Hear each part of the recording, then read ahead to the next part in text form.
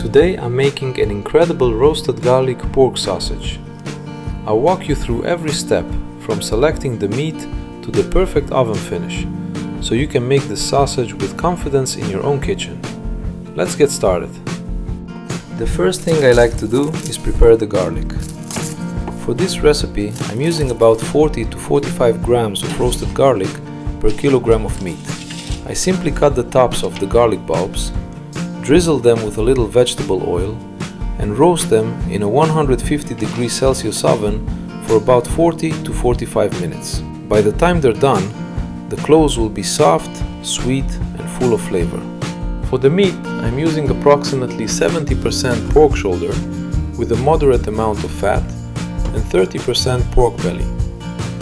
I cut everything into cubes small enough to fit through my grinder. Then I separate about 30% of the leanest pork shoulder. I'll grind this portion through a 5mm plate to help create the protein-rich base of the sausage. The remaining pork shoulder and pork belly will be ground more coarsely through a 6mm plate. Once the meat is cut, I place it in the freezer to chill thoroughly before grinding. Temperature control is one of the most important parts of sausage making.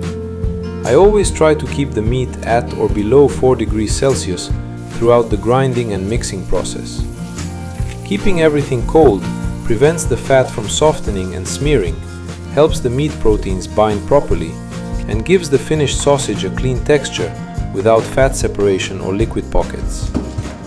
40 minutes later, the garlic is perfectly roasted. I let it cool for a few minutes, then squeeze the soft cloves out of their skins. Instead of chopping the garlic by hand, I'll run it through the meat grinder together with the coarsely ground pork. This helps distribute the garlic evenly throughout the sausage. Now I'm ready to prepare the salt and seasonings. For every kilogram of meat, I'm using approximately 85 milliliters of ice-cold water. In the water, I dissolve the salt, cure number 1, phosphate, sodium ascorbate, and dextrose. I've been using this dissolved mixture more and more often, and I really like the results. It allows the functional ingredients to disperse quickly and evenly throughout the meat, with less chance of leaving concentrated pockets in the sausage mixture. I definitely recommend giving this method a try.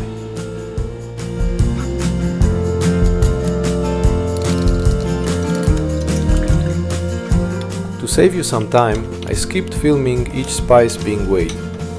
You'll find a complete list of seasonings along with the exact amounts in the description below this video. One more quick preparation step. I'm using fibrous casings and they need to be soaked in room temperature water for about 30 to 40 minutes before stuffing. This softens the casings and makes them much easier to stuff without damaging them. By now the lean beef is nicely chilled, so I'll grind it through a 5mm plate. This finely ground meat will be used to create a protein matrix that binds the sausage together and gives it a firm, even texture.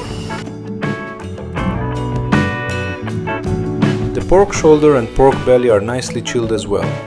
I ground them through a 6mm plate together with the roasted garlic.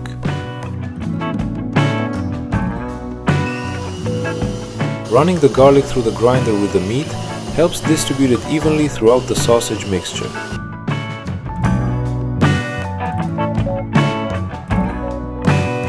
Now it's time to start mixing the sausage meat. I add about 60% of the prepared functional brine to the lean beef and mix thoroughly to develop the protein matrix. As I mix, the meat becomes sticky. That's exactly what I'm looking for. Once it reaches that stage, I place it back in the refrigerator while I prepare the second portion of the meat.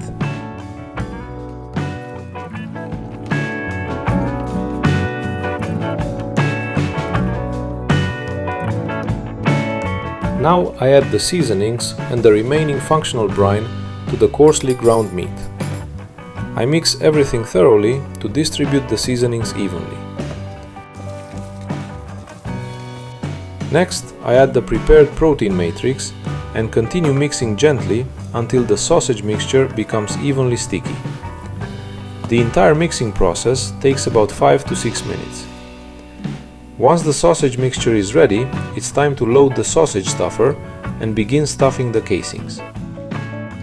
Fill the sausage stuffer firmly, taking care to avoid trapping any air pockets.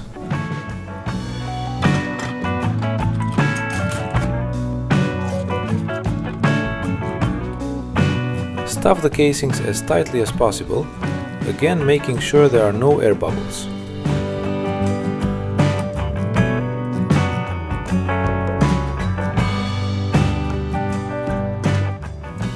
Once all the casings are filled, tie off the open end with butcher's twine, pulling it as tight as possible to create a firm, compact chop.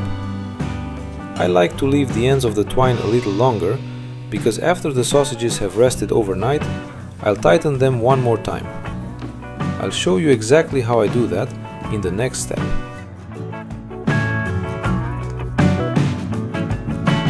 Once all the sausages are tied, I place them in the refrigerator at 3 to 4 degrees Celsius for 24 hours. This resting period allows the salt and seasonings to distribute more evenly throughout the sausage. This step is optional, but I highly recommend it. In my experience, it consistently produces a better finished sausage.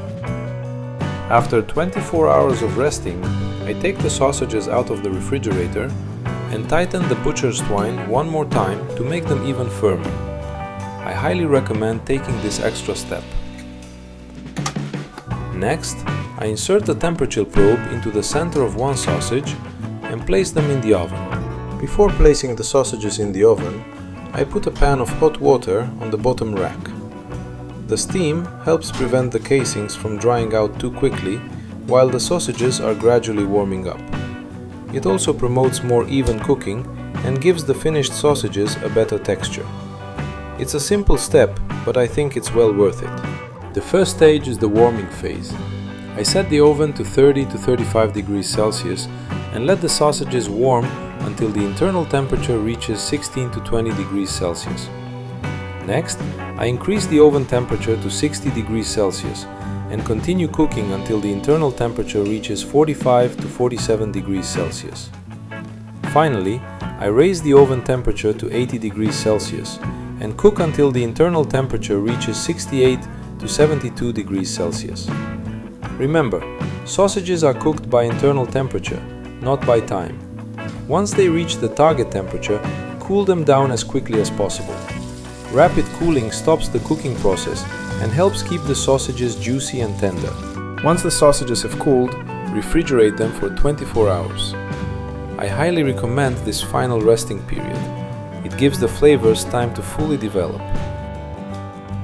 The sausage has now rested in the refrigerator for 24 hours. The fat is nicely set and the seasonings have had plenty of time to distribute evenly throughout the sausage. Now comes my favorite part: cutting into it, checking out that beautiful texture, and finally giving it a taste.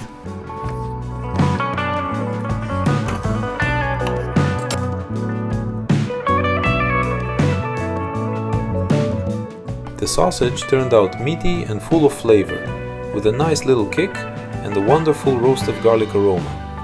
You can really taste the quality of the meat in every bite. I highly recommend giving this recipe a try. It's perfect for breakfast, sandwiches, lunch, or simply sliced and enjoyed as a snack. If you enjoyed this video, please leave a like and subscribe to the channel for more homemade meat recipes and cooking videos. Thanks for watching, and I'll see you in the next video.